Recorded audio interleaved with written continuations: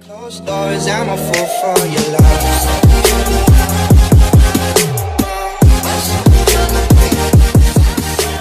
Yes, welcome back to our channel. Yeah, we're gonna talk about New York City living.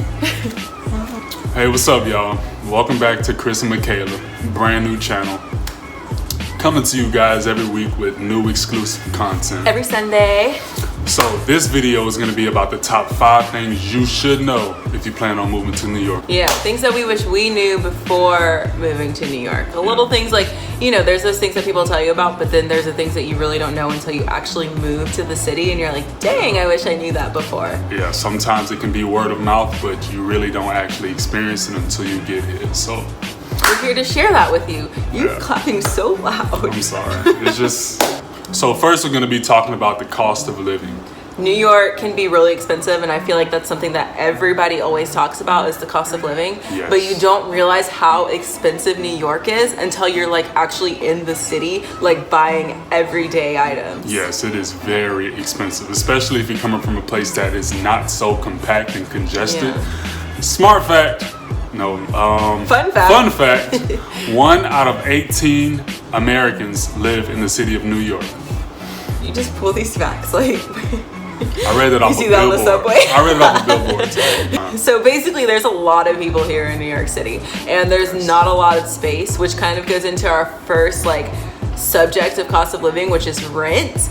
And here apartments are so expensive. And in Florida, like what we pay for rent here, we could get like an entire like 3-bedroom home in Florida. Yes. Which is crazy. Beautiful ass studio right here. It's a beautiful mess. but small studio. It is a mess. We pay $1,500 a month for it. $1,500. And that's not including the initial broker fee that we paid, which was $1,500. Which the broker fee, for those of you that don't know, because when I moved, I didn't know that like broker fees were a thing. But here in New York, when you go through like a realtor or a broker, and they charge you a broker's fee, which is typically 1 month's rent. Sometimes it's more than a month's rent. Yeah, sometimes 12%, which is a little 12% more. of the annual rent. And that was something that I did not expect, because nobody told you about that when you're moving. It's just like, oh yeah, rent's expensive. Oh, by the way, you're probably gonna have to put down like 4 months rent just to move in. Yes, and when they told us that, it hit us over the head like a brick. Because we're like, holy moly, like we're gonna be paying $1,500 a month, which is already expensive for a little studio apartment. For this. Now we have to pay a broker fee on top of it, which you don't get back. Like, that's crazy. Yes. And what blows my mind about the broker fee is that I get if like we like got a realtor and was like, okay, hey, we're trying to find this apartment, like can you help us out? But here it's like, I found the apartment, I came and looked at it, like I made all of the contact, this guy didn't help me set up like anything. I mean, he just showed me the apartment, that's basically it. And I paid him $1,500 for what? To show me the apartment that I found? Yeah, he literally comes out of nowhere. Yeah. And if you guys come to New York and you plan on looking for an apartment, if you happen to find one with a broker's fee, expect one of the brokers just to come out of thin air requesting to get a whole fucking 12% of your annual rent. I'm sorry for the curse words. But yeah, the broker fee was definitely something that I did not know about, and it really puts a hole in the pocket there. And it's just like, it's something you almost can't avoid. Like some people can go without paying a broker fee, but most of the like really nice apartments or just like in nice areas have a broker fee. Because I guess the landlords want to have more trustworthy tenants, and like it helps with kind of thin out the applicants, I guess. More things. Groceries. Hello. Oh my gosh. I did not realize how expensive groceries were. Like almond milk. A little half gallon of almond milk in Florida costs about like $2.99 maybe. Here in New York, it's $4.99 on sale. On sale. And laundry detergent, like I don't have a laundry detergent thing, but like the little bitty ones are $8 for a little freaking laundry detergent soap, whereas in Florida it's like $8 for like the big in jug. Florida they don't even sell the small like 16 ounces. Like, but yeah, laundry detergent, like everything grocery related is just absolutely outrageous. And that was something I also didn't expect. Like I thought that there would be like a price difference, you know, obviously we live in the city, like milk is gonna be more expensive and fruit, but when I saw the laundry detergent, I was like, my mind was blown. I was like, holy crap, I understand what people are talking about when they say the cost of living here is expensive. Honestly, sometimes I feel like it don't affect me as much as it affects her, simply because she does all the shopping. So, But but anyways, sometimes they have the sales where it's actually like the laundry detergent's on sale for like what you would normally buy it in Florida. But other than that, it's expensive to live out here. yes, it really is. So our second tip kind of ties into the first one, which is where you live. And it's important that when you're looking for an apartment, that you are aware of what's surrounding that apartment. For example, if you want to live close to work, I don't want to live close to work, I want to live in the city. I think it's more convenient to live in the city and be closer to my social life than live near work, because at the end of the day I moved here to like live in the city, and work isn't like, I don't know. Work is already a huge part of our lives. Right. And we really don't want it to be. Yeah. So I live so close to a place that you really dread to go to every day. And then it's harder to get to the like city and have a social life. So that was one thing that kind of determined where we were gonna live. Also, you wanna know if there's a grocery store near you, because in New York, most people don't have cars in the city. So you wanna be near a grocery store where you can walk and carry your groceries. Exactly. But another thing that kind of goes hand in hand with that, you would want to live as close as possible as you can to a subway train or any subway station or any bus stops. Yeah, because it's more convenient. Because it'll be easier for you to travel from here and there, A to B, wherever you need to go. Because where I used to live in the Bronx, I was close to a subway train, but not as close as we are now, and it's so convenient. So like it's to literally just leave. Literally 5 minutes steps. before the train gets here. Here we go. We're gonna get on the train. Yeah. And then also you want to live close to laundry. So that's something else we can talk about, is that people don't have laundry, like washer and dryers in their apartments. Yeah. In case you didn't know that, because I didn't know that's a thing. And you have to pay high monies to get a washer and dryer in your apartment. A whole lot of money. And it's not as if we're already paying like $1,500 right? for We're already paying freaking a lot. Now you want me to go walk to the laundry store and pay $3, not $1, but $3 for one load of laundry. It's it's crazy. A small load. It's crazy. Like $5 for like a maybe kind of medium load. And then when you put your laundry in the washer, like the other day I went to do laundry and I put it in the medium one because I was like, oh, I got a hefty load today. And I closed the washer after putting $5 in. It was like, oh, by the way, you got to put in another 25 cents because it's a little heavy. Wow. Really? Like really? It's like so ridiculous. Yes, it's We're ridiculous. already paying all this money, and now we got to fork out some more money for laundry. But you do want to live close to a laundromat, because that would be a burden if you don't have a car. You can't carry your laundry. You got to carry your laundry, so you want to be close. So that was something that we looked at too when moving into our apartment. And you definitely don't want to be that person walking around in the subway stations with a garbage bag full of clothes, full of dirty clothes like that, trying to find the nearest laundry station. Yeah. Not station, but you know what I mean. Laundromat. Laundromat. Laundromat. They call them laundromats. Laundromat. Third tip. I didn't read it. Homeless. The homeless people. Now, a lot of people might differ from me when it comes to this, but when it comes to homeless people, I hate to say it, but I really don't feel any type of connection or sympathy or empathy towards them, because a lot of them are in the position that they're in for a reason, even though a lot of them, you know, why are you looking like I disagree. I'm very emotional, and homeless people definitely pull on my heartstrings. And I'm not one that thinks like every homeless person's out here like scamming you or whatever. I'm not one either, but the thing is, we're in New York City, and you got to understand that there's a lot of people trying to hustle out here, and people hustle in individual ways that they can. So you have a lot of people that try to, you know, sweep things under the rug and try to get away with every and anything. Here's how I look at it. There are people who are, yes, trying to scam the system and just get your money. But then there's also the people who are genuinely like homeless and they need help. And I don't let that one negative like person affect how I feel about all homeless people, because there's people out there who need help. So I guess in regards to the homeless, because it's definitely a lot worse than I thought that it was coming to New York.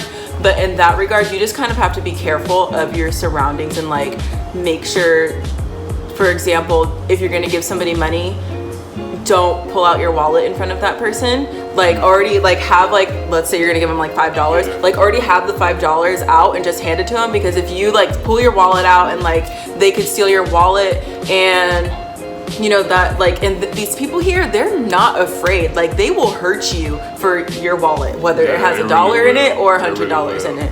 So you really have to be careful. Don't just take out your whole wallet. Yeah. Don't go looking in your purse like this, sticking your whole thing in your purse, because they. Yeah, you got to be careful. Definitely try to get at you. And speaking of, you giving homeless people $5. No, I'm just saying. We were just talking about how expensive it is to live in New York. Some people do. I haven't given anybody money. That can buy a whole half a gallon of almond milk. And for me, I would rather give them things that are going to be useful, like a water bottle or like socks or lotion, like things that are going to be useful for them in the long run. Whereas like money, I mean, yeah, they can buy food, but sometimes you might actually be supporting a bad habit that they have. So I'm not really all for giving money. But our fourth tip is that people in New York are crazy and they're weird, which can be a good and a bad thing. Yes, man, people constantly stare at me. People constantly stare at her. Anytime we're walking down the street, people are literally staring. And it's so weird. It's so weird. I mean, I don't see as many crazy things and crazy people as she does, but for the most part, I do see a lot of people staring, trying to grab your attention in order to either ask you for money or do some other crazy stuff. I don't even know, because I try to stay in my own lane and ride the wave, you know. But so you have to be super careful about like how you react to situations and people, because if you react the wrong way, or if you give somebody like some sort of attention, they might take it and you don't know how they're going to react. You don't know if that person's carrying a weapon. You don't know, like. Yes. Especially for y'all people that have those hot heads. Yeah, no. I swear. Like, do not get in the fight. If you got the temper of a 70-year-old neo-Nazi with Tourette's, you don't need to be coming up to New York. No. You might not make it off the bus. I used to like catch an attitude with people sometimes, but now like after seeing stuff on the news and just like kind of living here, I mind my own business and like really like keep to myself when I'm around people who are kind of like that, or if somebody's rude to me, I just don't really entertain it. And that kind of keeps you safe from some of these crazy ass people.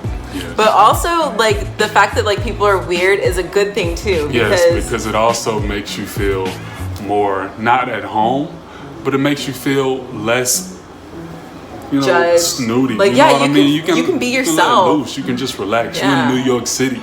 You have so many people. You got a bucket drummer over here.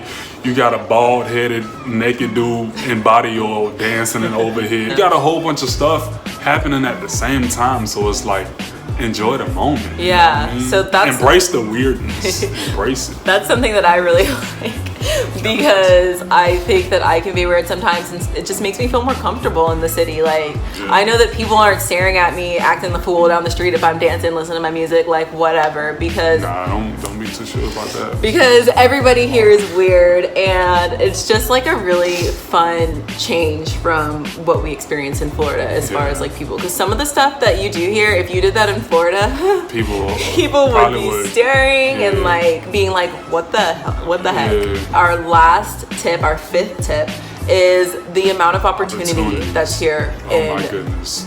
The amount of opportunities are limitless. Seriously. Which is why I moved here for modeling. I knew that there was more opportunity, but I didn't realize like how much opportunity there really is. For example, I'm like part of a casting page, and we like spent like 5 minutes with this guy who was like recording a video of couples and got paid for it. It was literally like 5 minutes of our time, and all we had to do was like, you know. Honestly, it wasn't even 5 minutes. Yeah. Like he was like, so we're gonna need you guys to, you know, just be affectionate, be intimate, and do all of this stuff like that. Hold each other, kiss each other, and you know, get in front of the camera and just be yourselves. All you have to do is do that, just do that. And it was fun. And it was cool. I mean, we enjoyed it. You know, it gave me an opportunity to actually sit behind the camera, because you know, I'm not really used to that. She's a model. I'm just a guy in the background, you know, doing my thing. So, but it was fun, and it was just like something fun that like I stumbled upon. And then the other day we were walking down the street to go to dinner, and some lady stops us and asks us if we want to be backgrounds in black ink, which is like, that's so cool. Like, that doesn't happen to you walking in the street of Pensacola. Like, honestly, we thought she was just a random lady. But whenever she said, hey, we're shooting black ink, crew, and we wanted to know if you guys just wanted to be a couple of, you know, standbys. Yeah, or extras. If you guys want to be a few extras in the, you know, in the show, I mean, you can definitely do it. And honestly, I didn't want to do it at the time, simply because I was hungry. I just got off of work and I wanted to go to dinner. It was Taco Tuesday, and I needed my tacos. And we didn't even get tacos. I needed my tacos. You know, but it was still a great experience. It was a good experience. And it was just something that, like, you know, that doesn't just happen every day. So it was exciting. With that being said, I hope you guys learned from the 5 tips.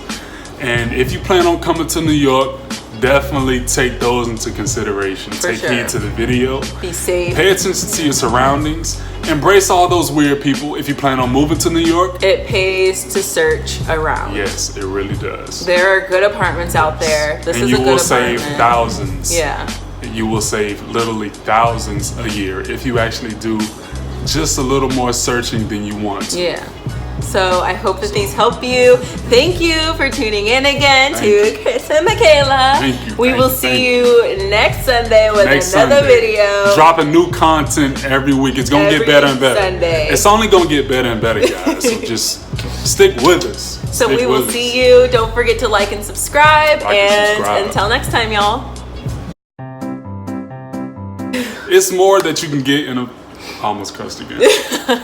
You can get more Coca-Cola in a... I almost cussed again. I can't. And you good? You just spit all in my eye.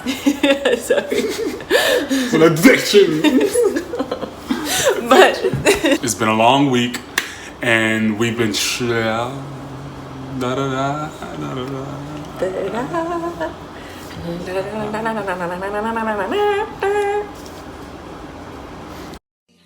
Closed doors, I'm a fool for your love.